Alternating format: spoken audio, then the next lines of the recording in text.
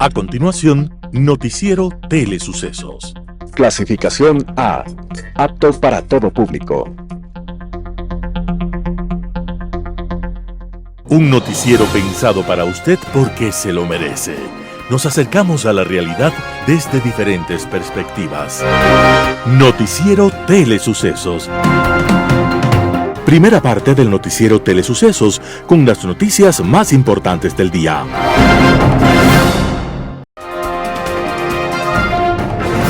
Las principales noticias del día. Titulares. Luisa González intervendrá primero en el debate del Consejo Nacional Electoral. Verónica Abad está en Turquía, exige al gobierno de Ecuador habilitar herramientas. Presidenta del Consejo Nacional Electoral señala que el informe policial es un instrumento válido para prohibir celulares al momento de votar. En política internacional, campo de muerte. Los editoriales serán de Martín Pallares, Luisa es Correa, Santiago Basabe, Isa da más votos de los que quita.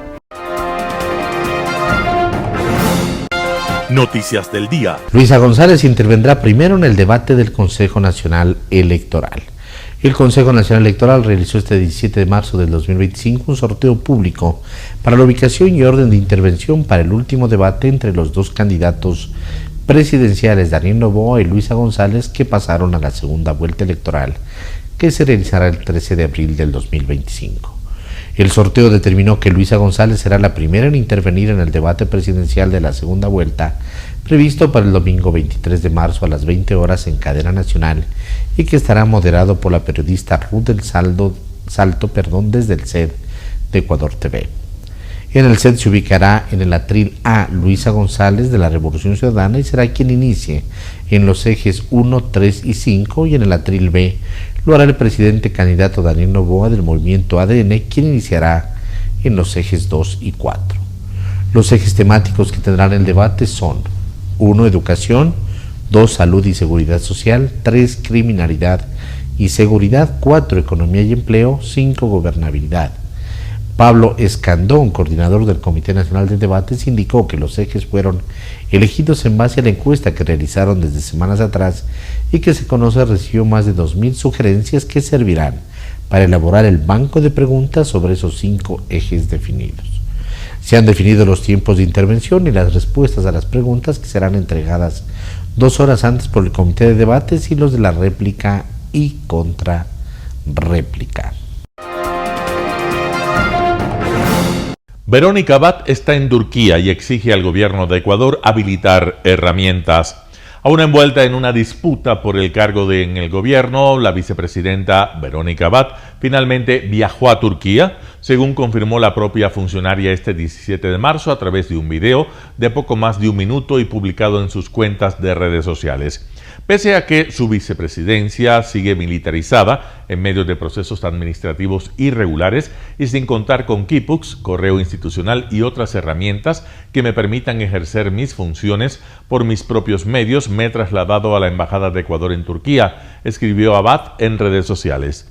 Abad, quien previamente había estado en Israel como embajadora de paz en el conflicto en Gaza, fue designada por el gobierno de Daniel Noboa para que desarrolle sus funciones en Turquía, tal y cual consta en el decreto presidencial 490.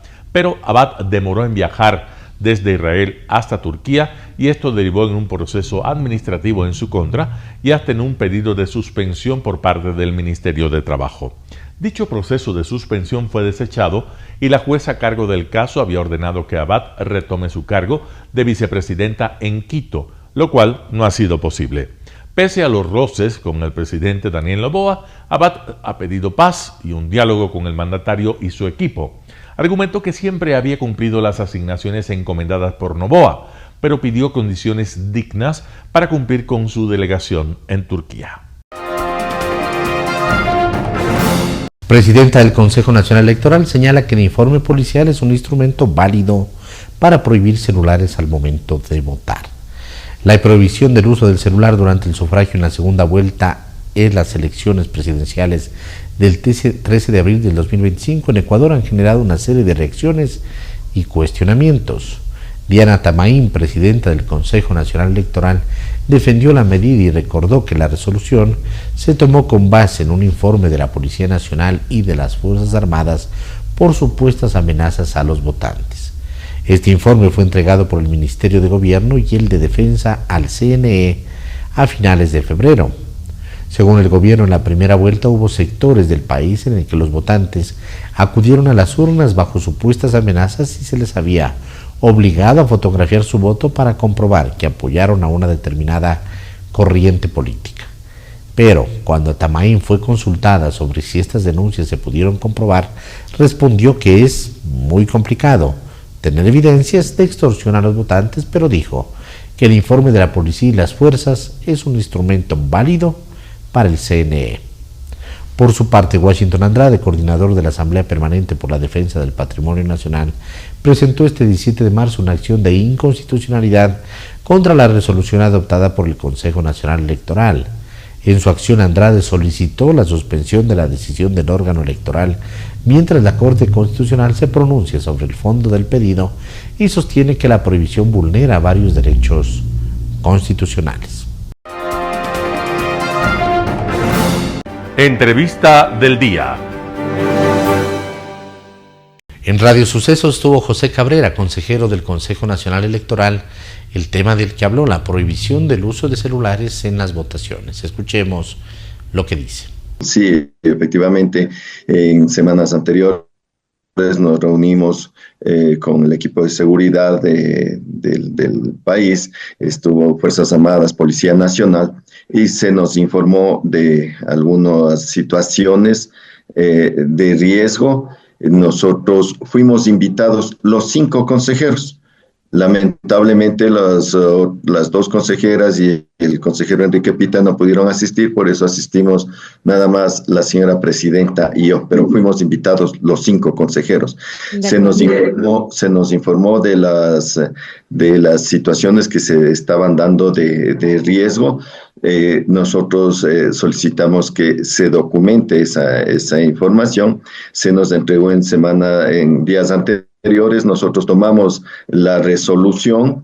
Esta resolución sí tiene una sanción en caso de incumplirla, una sanción que no se ha creado recién, como se dice en redes sociales, que se ha cambiado el Código de la Democracia. No es verdad.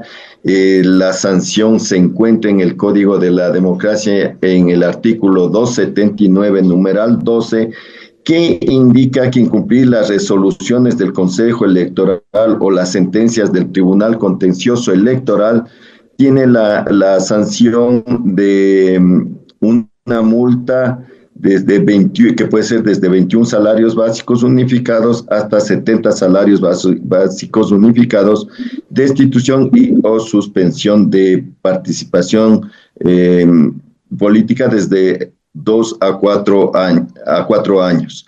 Entonces, sí, con el salario básico unificado actual está aproximadamente desde $9,870 hasta $32,900. Una sanción que se encuentra tipificada en el Código de la Democracia desde que este fue aprobado.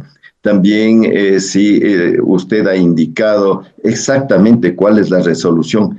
El no usar el teléfono, no portar el teléfono puedes llevar los ciudadanos o cualquier dispositivo electrónico, cámaras digitales, tablets, puedes llevar la ciudadanía, lo que no puede es usar en el momento de sufragar, es decir, desde que entrega la cédula a los miembros de junta receptora del voto, toma su papeleta, va atrás del biombo, elige su candidato, deposita en la urna, se acerca a la mesa, retira su cédula, firma el padrón e inmediatamente puede utilizar el teléfono. Si esto ha sido ágil, si este proceso ha sido ágil, no llevará más de 2 o 3 minutos y luego de eso puede portar su celular. Tampoco es verdad que se va a hacer requisas, no es verdad. Tampoco es verdad que tiene que dejar en un cierto lugar el teléfono, no. Puede estar en su bolsillo, no sé dónde, o en la mano donde desee llevarle. Lo que no puedes usar el teléfono. Igual los miembros de junta receptora del voto no pueden utilizar sus teléfonos desde las 17 horas que inicia el escrutinio. ¿Por qué? Porque tienen que estar concentrados en el proceso que están realizando. Organizar las papeletas, contar los votos, llenar el acta, y luego de eso podrán utilizar sus teléfonos, sus dispositivos móviles, sus equipos electrónicos. Mientras tanto, los representantes de las organizaciones políticas, observadores nacionales, internacionales, medios de comunicación, pueden hacer las tomas que deseen con sus equipos, pueden realizar toma de fotos, hacer transmisiones vía internet, lo que deseen. Lo único que pedimos es a los miembros de juntas receptoras del voto que se concentren en realizar sus labores de los procesos que hemos tenido. Los mayores inconvenientes hay en el llenado de actas que realizan los miembros de junta receptora del voto. Por lo tanto, no pueden estar distraídos o recibiendo llamadas, sino concentrarse en el trabajo que esta vez debería ser más rápido. Todavía es una sola papeleta, es una sola acta, entonces necesitan estar concentrados y no atendiendo llamadas telefónicas o distracciones. Por esa razón es a los miembros de juntas receptoras del voto que se les pide que desde las 17 horas no utilicen sus dispositivos electrónicos hasta que termine el escrutinio. José Alvear, columnista del diario La Hora, habló en Radio Suceso sobre el riesgo país durante el periodo electoral. Escuchemos lo que dice.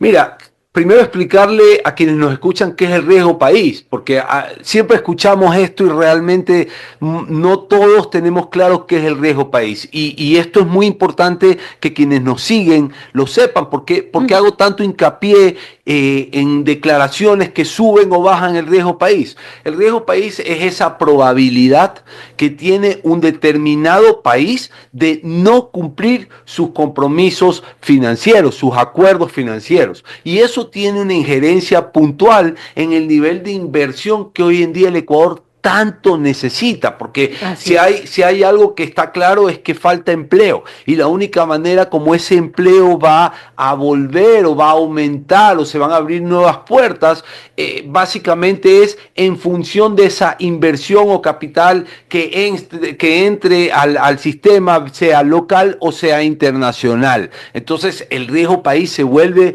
un termómetro muy importante para saber qué tantas posibilidades de tener un mejor país tenemos, valga la redundancia. Mira, hace un año el país alcanzó la tasa más baja de riesgo país, 902 puntos, que no lo alcanzaba desde el año 2022. Sin embargo, Noboa llegó a recibir un gobierno con 1.975 puntos posterior a la administración de Lasso. Lo llega a bajar a esos 902 puntos, que te repito, era la tasa más baja de riesgo país desde marzo del 2022. Pero sin embargo, y aquí es donde viene, ¿no? Empieza la campaña electoral, empiezan ciertos manejos que alertan un poco al mundo, Verónica, y por ejemplo tenemos que después de la primera vuelta, cuando ya se determina que el país estaba dividido y que íbamos a una segunda vuelta muy apretada, ya ese riesgo país se ubica en 1.162 puntos. Mira, ya empezó a subir. Luego, esto estamos hablando del 10 de febrero. Luego, el 13 de febrero, que el gobierno hace un cambio de la cartera de finanzas, de Juan Carlos Vega al señor Luis Alberto Jaramillo, ya tenemos que el riesgo país sube a 1.244 puntos. Mira tú cómo todos estos cambios ponen un poco nervioso este termómetro y lo van alterando. Luego el país se maneja con este nivel alto de riesgo país y vienen los problemas de las famosas declaraciones de la candidata, ya que habla de que ella quiere bajar el IVA. desconociendo que lamentablemente, porque yo no estoy a favor de que se suba el IVA, pero que lamentablemente esos 3 puntos que se negoció en el IVA fueron cruciales para un crédito que el FMI le dio al país de 4.000 Y ya hablaremos de eso, dólares, porque todo cambia ahora, ¿no? Con estas elecciones. de los cuales recién recibimos 1.500 millones de dólares y nos falta todavía por recibir 2.500 millones de dólares. Y eso trepó groseramente el riesgo país a 1.485 puntos. Groseramente. Hoy en día el riesgo país vuelve a bajar, pero no estamos abajo de los 1.475 puntos. Entonces, tú te das cuenta cómo nuestros representantes o los que aspiran a manejar un país en época de campaña electoral le pueden hacer un daño tremendo a las posibilidades de prosperidad al Ecuador. Juan Carlos Calderón, director de Plan B, habla en Radio Sucesos acerca de las acciones legales en su contra por parte de Javier Jordán. Vamos con la nota. En realidad yo no tendría mucho que decir al respecto. Es decir, se hizo pública esta carta de este señor que ha puesto en su chat, ¿no es cierto?, en Twitter, además con un problema adicional. En la carta que hace públicas, pone nuestros datos personales. Es decir, pone la dirección de mi casa, por ejemplo, y pone la dirección de mi correo electrónico. Son datos personales, no pueden hacer eso, nadie puede hacer esto en el Ecuador, ni en el extranjero. O sea, hay una ley de protección de datos, uno tiene derecho a la intimidad y sobre todo nos ponen al absoluto riesgo. Imagínate, ponen la dirección de mi casa, ¿para qué? ¿No es cierto? O sea, ¿qué puede pasar ahí? En este caso yo tendría que responsabilizar a quienes han hecho esto de cualquier situación que se presente en contra mía o de mi familia. Es muy grave esto lo que han hecho. Más allá del contenido de esta carta, que es una carta intimidatoria, lo calificaría así, porque, digamos, yo soy periodista en ejercicio, y si alguien tiene algún problema con lo cual nos hemos equivocado, o esta persona pretende que nos hayamos equivocado, etcétera, lo que se hace es mandar una carta y decirle, mire, yo le pido que usted rectifique, claro. ¿sí? O le pido una réplica, ¿no es cierto?, sobre exactamente esto. Usted ha dicho esto, a tal hora, en tal parte, a tal fecha. ¿Cierto? Eso se hace. Es lo que además dice la ley de comunicación, dice la Constitución ecuatoriana. Las personas tienen derecho a la réplica, evidentemente es así, es un derecho constitucional. Las personas tienen derecho al reclamo, ¿no es cierto?, en caso de precisión, en caso de aclaración, etcétera. Puede ser. Los periodistas podemos cometer errores, como los jueces, los médicos, los ingenieros, es parte de la vida. Pero hay una norma que lo cumple. Hay una norma. Esta norma tiene que ser cumplida en el Ecuador. O sea, aquí no hay demandas por difamación, ¿no? Es decir, son contravenciones, etcétera, etcétera, pero la opinión no está penalizada en el Ecuador, ¿no?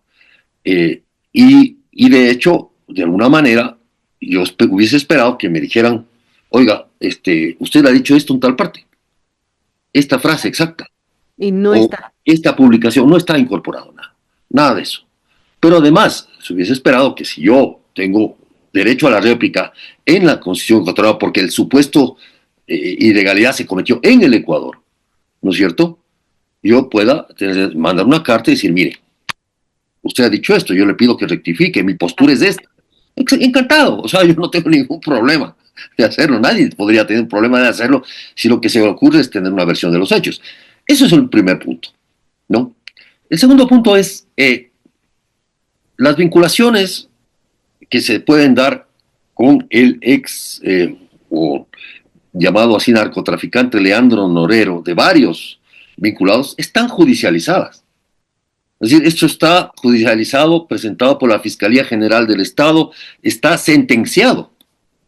El caso Metas ya está sentenciado. Hay una declaración de prófugo de la justicia. Hay una declaración de investigación por delincuencia o presunta delincuencia organizada. No lo digo yo, lo dice el Estado ecuatoriano. El Estado ecuatoriano lo dice. Si tiene este señor algún problema, pídale pues al fiscal general subrogante que rectifique y dele 5 días para retractarse, pues. o acúsalo de difamación a quienes le han acusado de esto. Entonces, así me parece que, claro, todo esto es un pretexto, Verónica, una forma de crear una suerte de victimización de este personaje que está perseguido, entre comillas, por ellos lo menciona así ofensivamente, la mafia mediática, este grupo de periodistas que nos hemos confabulado en la persecución a este personaje inocente. Claro, todo el mundo es inocente hasta que tenga sentencias ejecutoriadas, pero evidentemente ahí está clarísimo que es el Estado ecuatoriano el que ha seguido juicios, el que ha seguido acusaciones fiscales, etcétera, contra esas personas. Un panorama de noticias para su estatura intelectual.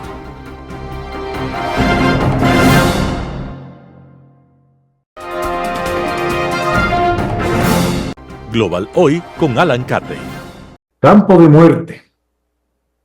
El reciente descubrimiento en Teuchitlán, en Jalisco, de un centro de entrenamiento para sicarios del cártel de Jalisco, que además se ha utilizado como centro de exterminio, que a manera de los campos de concentración de la época nazi, estaba equipado inclusive con hornos improvisados para desaparecer todas las evidencias de las víctimas asesinadas por el cártel.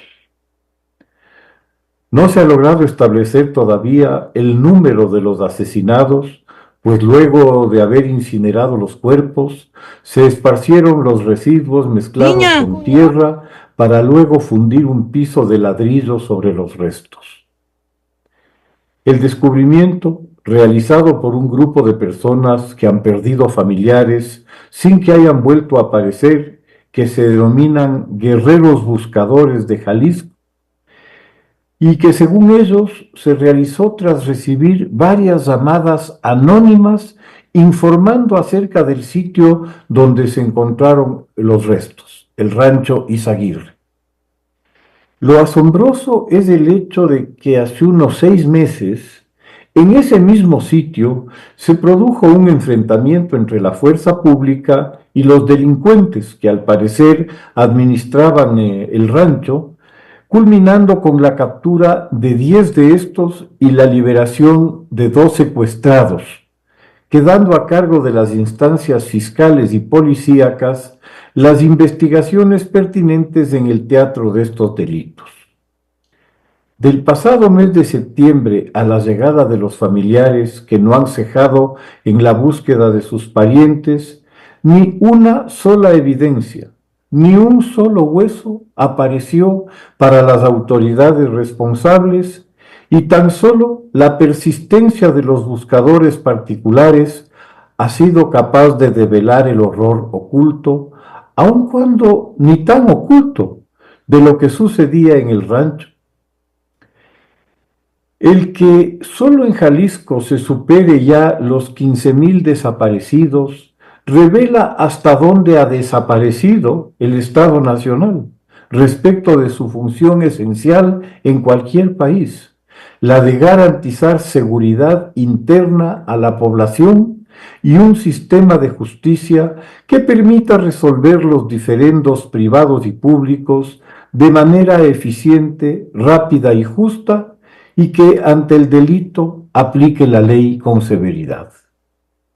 La incapacidad estatal para asegurar a la población su más importante derecho, vivir, y hacerlo en medio de un entorno pacífico y seguro, constituye, como se dice en derecho, prueba plena de la intrascendencia de un modelo político cuya razón de existir ha desaparecido. Los meses transcurridos desde aquel enfrentamiento, sin un resultado por parte de criminalística y de fiscalía, demuestran otra vez o una inoperancia absoluta que raya en la incompetencia o una abierta complicidad y encubrimiento al crimen organizado. La tasa de impunidad judicial para crímenes graves y en particular los asesinatos vinculados a las acciones del crimen organizado se sitúan por encima del 90%, una inaceptable realidad de colusión del sistema de justicia en adición a lo anterior, un asunto que indudablemente se va a poner peor con la reforma judicial que el expresidente AMLO impulsó e hizo aprobar en un legislativo obediente y no deliberante, por la que los jueces serán electos para unas funciones que requieren niveles importantes de conocimiento y probidad por la ciudadanía. Disque, razones por las cuales es indispensable una carrera judicial. Bajo los esperpénticos argumentos que se plantearon para la reforma, no sorprendería que, a nombre de la democracia, veamos elecciones de cirujanos o pilotos de aviones a cuenta de la no exclusión. El descubrimiento del campo de exterminio en Jalisco aporta una nueva dimensión, aún más tétrica si cabe, acerca de la distancia recorrida por el crimen organizado, de envilecimiento y degradación ética al que se ha llegado, sin el más mínimo límite a la barbarie y la brutalidad de los delincuentes, que debe presumirse de total intencionalidad, pues el uso del terror, al tenor de lo que la historia aporta, requiere un embrutecimiento y una deshumanización integral de sus ejecutores. De los hallazgos hechos en el rancho Izaguirre, se establece que este, además de ser un centro de exterminio, se lo empleó como una escuela de sicarios, niños y menores de edad, presumiblemente a cargo de los asesinatos, para mostrar su compromiso y lealtad al cártel, por las perspectivas hacia el futuro que estas pericias y sus decisiones podían ofrecerles. Las conclusiones a las que deben llevarnos, por un lado, este descubrimiento en Jalisco y por otro, las cifras mencionadas del número de desaparecidos en un solo estado, a las de la impunidad, y una más, la terrible cantidad de asesinatos vinculados al crimen organizado en los 6 años correspondientes al gobierno de AMLO en México, a razón de 30,000 por año, para un total cercano a 200,000 tan solo entre 2023 y 2024, se registran casi 26,000 personas desaparecidas en el país. Esta es una espiral ascendente que no ha merecido una reacción social ante la pasividad estatal, sino al contrario, la abrumadora reelección de un modelo político que evidentemente se haya coludido con la delincuencia organizada, una ominosa señal de que los cárteles lograron la normalización del terror y de la violencia entre la sociedad, y que ésta asumió como válidos los códigos mafiosos delincuenciales luego de comprender que las leyes habían dejado de tener vigencia. Esta respuesta corresponde a la constatación de la realidad en el territorio controlado por los cárteles, en el cual ellos son la verdadera autoridad y que sus códigos son los que se aplican. Por supervivencia, el acatarlos es indispensable. La normalización del poder delictivo queda ya consagrada en la Constitución mexicana con la entrega que en efecto se ha producido del poder judicial del país a los cárteles, quienes en la realidad serán quienes pondrán o eliminarán los candidatos. En México asistimos ya a la instauración de un modelo híbrido, una convivencia política del nuevo partido único, Morena, el sucesor del histórico del PRI, con el crimen organizado. La convivencia quedó manifiesta al fijar el expresidente su política respecto del crimen organizado, definida como de abrazos y no balazos, que podrá haber sonado muy bien, pero que la realidad se encargó de desnudar su ingenuidad, por no emplear términos más precisos. Durante su presidencia, la relación con las agencias antidrogas norteamericanas fue de mal en peor, produciendo serias dudas sobre las motivaciones para que se haya llegado a este proceder.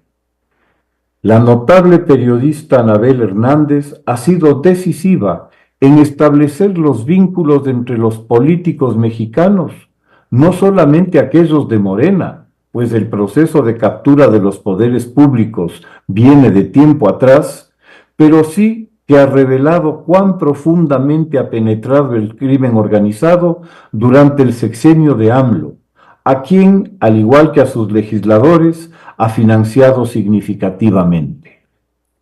El final del mandato será recordado por la declaración de AMLO como traidores a la patria a los que participaron en la entrega de Zambada a las autoridades norteamericanas, lo que dejó en claro la posición del presidente mexicano con los delincuentes.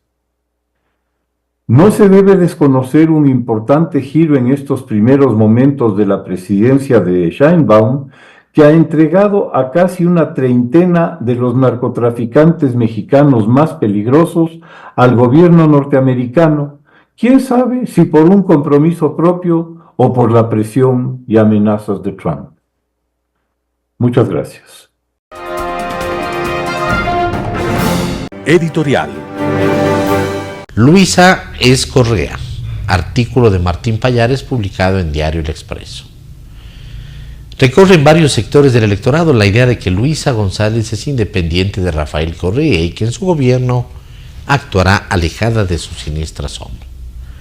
Muchos han empezado a verla como una política moderada y llena de sentido común, como que nada tuviera que ver con la agresividad y las obsesiones perversas para manejar el poder que tiene el prófugo de la justicia.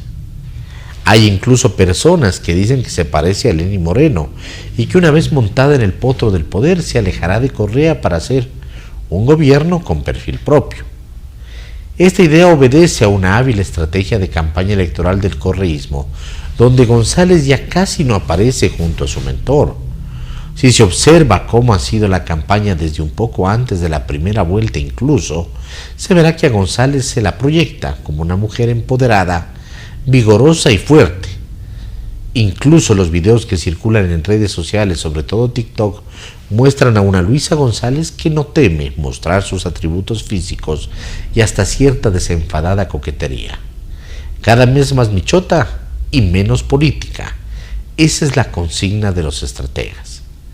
Aunque es imposible hacer un pronóstico absoluto sobre cómo manejará Luisa González su relación con Correa, los hechos demuestran que una supuesta liberación de Correa es muy poco probable y que es la campaña la que ha creado esa falsa ilusión. Luisa González, a diferencia de Lenín Moreno, no tiene la más mínima autonomía de vuelo porque nunca ha sido otra cosa que una simple asistente de Rafael Correa. A diferencia de Lenín Moreno, que hábilmente se guardaba o se encargaba de que sus discrepancias con Correa no se hagan públicas, la candidata del correísmo jamás ha dejado resquicio para que su alineamiento con Correa sea puesto en duda. Su grosera incapacidad para expresar una opinión propia sobre el matarife Nicolás Maduro es muestra de aquello, incluso a sabiendas de que eso le podría afectar. Lenín Moreno, en cambio, cuando se reunía con empresarios y periodistas independientes, siempre soltaba señales de que no seguiría necesariamente el mandato del gran patrón. Luisa González no es otra cosa que una operadora de Rafael Correa y se engañan quienes piensan que con ella se va a inaugurar una nueva y fresca versión de una izquierda independiente del fascistoide de Correa. Artículo de Martín Pallares publicado en Diario El Expreso. ¿Issa da más votos de los que quita? Santiago Basabe, primicias. Aunque a primera vista se podría pensar que el apoyo de Issa a González esclarece el resultado de la segunda vuelta electoral, en realidad lo que produce es mayor enrarecimiento del posible desenlace. Las razones son varias. La primera, y quizás la más importante, es que ese apoyo tiene una serie de condicionantes que, al estilo de Issa, no están mediadas por el diálogo, la negociación o el intercambio de ideas, todas virtudes de los regímenes democráticos, sino por la imposición, el ultimátum y la beligerancia. Issa no propone, decide. No plantea opciones, da las salidas que a su juicio son las únicas valederas y viables. Otra vez, como en las movilizaciones que dinamitaron Quito y que son el mejor referente de la profunda vocación antidemocrática de este líder indígena, ISA vuelve a mostrarse de cuerpo entero. González agradece el pliego de demandas, promete estudiarlas y se asume un poco más cerca del poder. Sus coidearios, de labios para afuera, conciben este paso como el definitivo para volver a gobernar. Sin embargo, lo que sucede en realidad es que ahora la candidata de la Revolución Ciudadana tiene frente a sí una decisión extremadamente difícil de asumir, pues el apoyo de ISA no solo que no le agregaría la magnitud de votos que ella quisiera, sino que incluso podría terminar restándole algunos de los que ha conseguido en la primera vuelta. Con ISA las escalas de grises no existen, la vida es de extremos, y acercarse a esa posición colocaría a González lejos de la imagen, aparente al menos, de ser una candidata centrista y con apertura a negociar con diversos sectores. En el campo económico, por ejemplo, la agenda de ISA cierra cualquier opción a la actividad y a la activa participación del sector privado en la generación de riqueza. Su modelo de desarrollo inicia con el Estado y concluye ahí mismo. No a las alianzas estratégicas, no a las concesiones, no a la diversificación de los sectores de la economía. Desde luego, un no rotundo a la necesaria discusión sobre el anacrónico régimen laboral que impera en el país. Todas esas demandas, si González las acepta, probablemente recibirán una recompensa en votos de los sectores más convencidos de que ese es el camino al progreso del país. No obstante, para otro grupo de electores, esa decisión podría prender alarmas y pensar dos veces antes de votar por la Revolución Ciudadana en la segunda vuelta. El proyecto político de González, al igual que el de la década en la que gobernó la Revolución Ciudadana, requiere de recursos económicos, muchos recursos económicos. Sin plata en el aparato estatal, la capacidad de gestión pública, uno de los puntos que más destaca la candidata en su campaña, no existe. Para intentar conseguir esos fondos, una de las opciones que tendrá en mente González, como ya se hizo en los 10 años de la Revolución Ciudadana, será la vinculación de capitales extranjeros al negocio petrolero.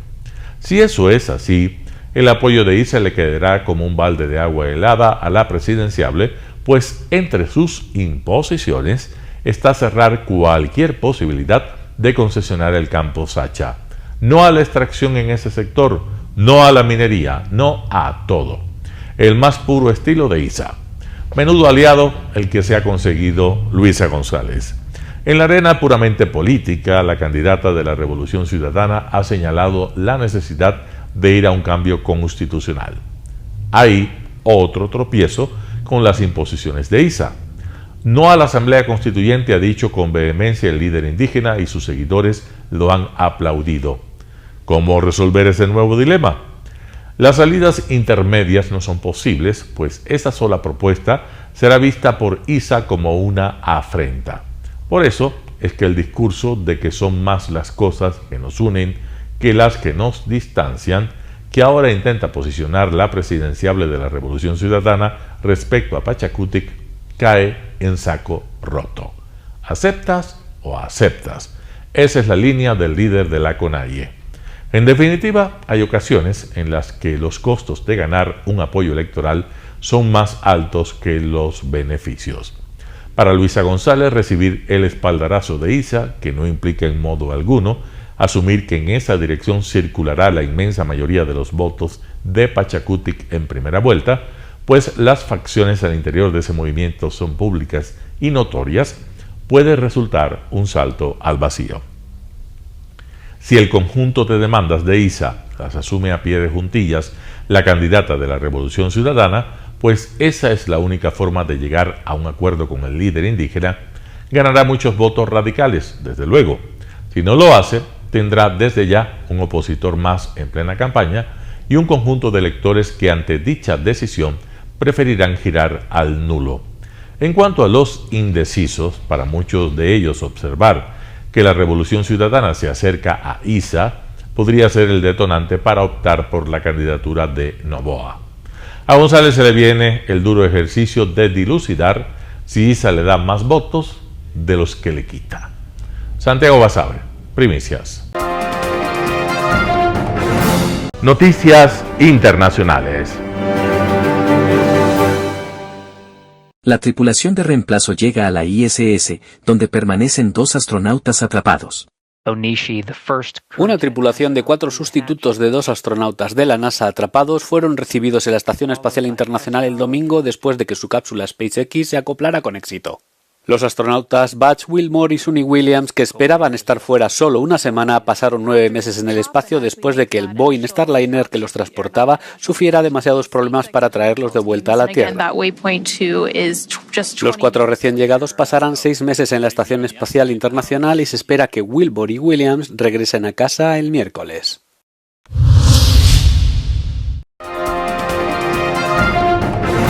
La crisis de la vivienda en Europa se agrava en España. Comprar una vivienda es casi imposible para muchas personas en la Unión Europea. En la última década los precios han subido una media del 48% en todo el bloque. España es uno de los países más afectados. Los jóvenes se van de casa de sus padres a los 30 años, siendo el segundo país en el que más tarde se emancipan. El elevado número de apartamentos turísticos y la falta de proyectos públicos de vivienda podrían estar detrás de la subida de los precios. Ha subido el precio de la vivienda en el último año, un 20% el precio de compra y un 15,4% el precio de alquiler. En municipios de la corona metropolitana se están pidiendo por viviendas de 3 habitaciones pues alquileres de 1.200 euros y hasta 1.500 euros. En el distrito centro el alquiler ha subido casi un 21%. El Partido Socialista asegura que el gobierno está haciendo frente a esta situación a través de la ley de vivienda. La oposición discrepa. Una ley de vivienda que se aprobó hace unos años y que está funcionando en territorios como Cataluña, donde han bajado los alquileres de un 3 a un 5%, es decir, funciona. Lo que ocurre es que hay comunidades del Partido Popular que no la están aplicando y que están sometidas a crecimiento de precios del 14%. El gobierno de la Comunidad de Madrid sí que aplica la ley de vivienda, lo que no aplica son las zonas tensionadas. Hemos visto que las zonas tensionadas en Barcelona tuvieron una mínima bajada del precio del alquiler, pero ahora están a máximos históricos. No coinciden en la manera de solucionar el problema, pero reconocen que hay que hacer algo. Ambos partidos, desde sus competencias, han puesto en marcha diferentes planes. A largo plazo, la construcción de vivienda pública, el incentivar la construcción, pero a corto plazo la regulación del mercado. Es decir, si hay unas zonas tensionadas en las que los precios se están desbocando y subiendo al 14%, lo topas porque no es concebible que eso pueda pasar en una sociedad justa. Son rebajas fiscales, es mi primera vivienda, es el plan Vive, es el plan Alquila Plus, es dar seguridad jurídica a los propietarios, incluso también a los empresarios, a los promotores de vivienda. La inaccesibilidad al mercado de la vivienda es un problema que afecta también a otros estados miembros de la Unión Europea, como Hungría o Letonia, donde se ha registrado el mayor incremento de precios en los últimos años. Ante esta situación, el Parlamento Europeo ha puesto en marcha la creación de una comisión especial de vivienda para hacer frente a este problema al alza. En Madrid, Roberto Macedonio, Euronews.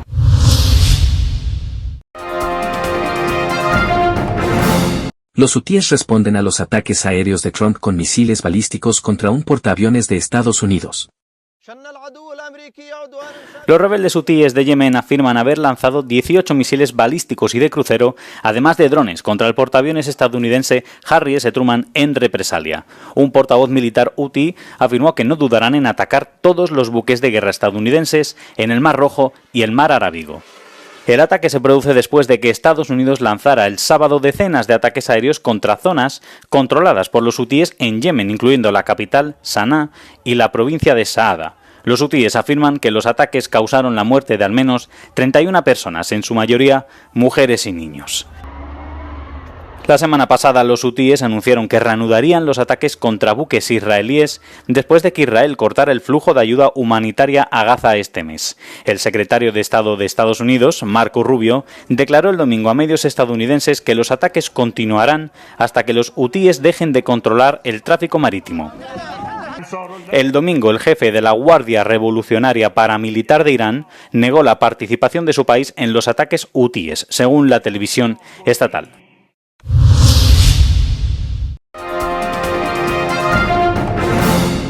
Ucrania pierde la ciudad Sudzha y comienza a retirarse de la ciudad más grande que ocupaba en Kursk. El Estado Mayor de Ucrania informó el domingo de la retirada completa de sus tropas de la ciudad rusa de Sudzha, en el Oblast de Kursk. Esta era la ciudad más grande que habían ocupado. El sábado Rusia informó y publicó imágenes de la recuperación de la ciudad. En Ucrania las fuerzas rusas lanzaron 90 ataques durante la noche del sábado. La ciudad norteña de Chernigov fue atacada por una oleada de drones rusos, según un alto funcionario de la ciudad, Dmytro Brzezinski.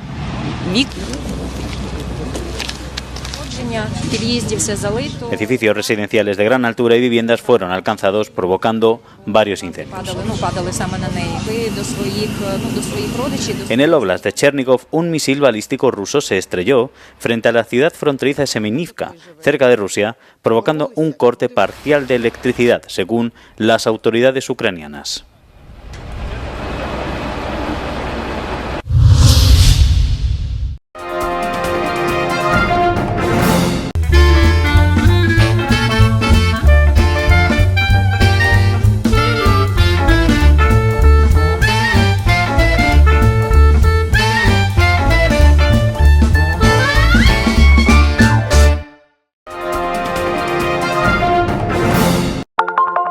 Telesucesos, Canal 29 UHF de la ciudad de Quito.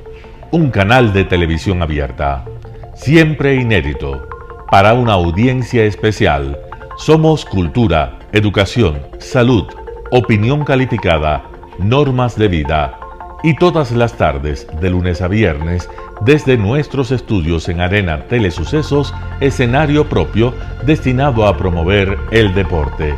En tiempo real, usted y su familia, en su televisor, desde la comodidad de su hogar, disfrutarán de los partidos, eventos, campeonatos que realizamos diariamente de ecuavóley, básquet, box, lucha libre, cachascán, gimnasia, artes marciales, tenis de mesa, fútbol sala, transmisiones en vivo de los principales partidos de fútbol barrial y colegial. En fin, somos un canal inédito. Inéditos en el deporte, transmisiones de acción y conocimiento en el deporte, espacio diario conducido por el arquitecto David López todas las tardes, de lunes a viernes, de 4 a 5 de la tarde. Siempre inéditos y distintos, siempre jóvenes, personajes jóvenes de generaciones nuevas.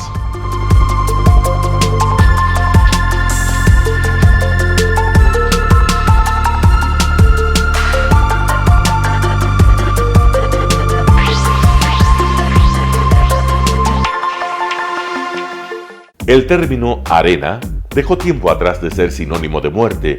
Hoy es un espacio de vida, de desarrollo de una de las actividades básicas del comportamiento humano, el deporte, que quizá, como ninguna, moviliza sentimientos y emociones, elimina como principio la violencia, intereses personales, trampas, desunión e intrigas. El deporte, con sus valores, solo deberá entregar mensajes de bien para mejorar las actuales estructuras sociales y políticas en deterioro en las que vive nuestro país. Hoy entregamos a nuestra audiencia de la ciudad de Quito deportes y en especial a la parroquia de Calderón, uno de los sectores populares de mayor desarrollo de la ciudad, con una población estimada en 1 millón de habitantes que están en contacto diario con el canal 29 UHF, presente con sus instalaciones deportivas en Llano Grande, su centro de gravedad. Telesucesos, desde nuestro estudio principal y en el de Arena Telesucesos, es el único medio de televisión que transmite de lunes a viernes 4 horas diarias de diversos eventos y novedades deportivas: el ecuavóley, básquet, tenis de mesa, halterofilia, taekwondo, esgrima, box, cachascán, gimnasia olímpica. Pueden ser observados en Canal 29 UHF y en todas las redes sociales en su televisión, sin ningún costo, desde la comodidad de su hogar, en nuestro canal y en las redes sociales. Arena Telesucesos es el escenario en donde el deporte tiene vida.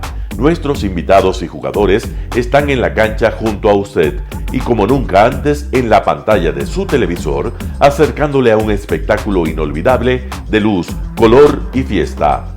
por fin usted encuentra el deporte que practica y que nunca es transmitido ni considerado por otros medios de comunicación con la importancia que nosotros le damos. El ecuavóley es el gran protagonista en una cancha con todos los estándares y comodidad para su práctica.